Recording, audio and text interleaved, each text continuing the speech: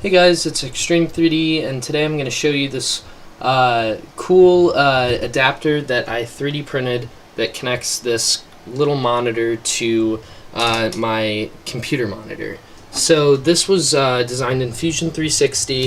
It didn't take too long to print, and if I take this out, you can see all it is it slides on to the top of the monitor, and then I can just kind of slide this in place right here, and it fits. And the only thing that's really keeping it on here is the cable that's connected back there. I don't know. I mean, it works. I'm happy with it, and I can see what's going on outside my room.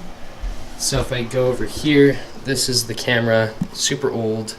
You can see the infrared lights on right now.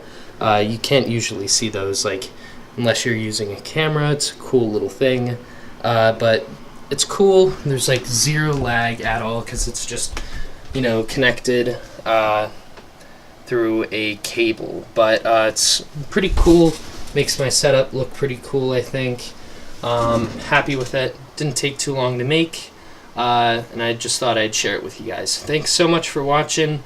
And I'm gonna have another video out next week on a cool little air horn mod that I did, so stay tuned for that.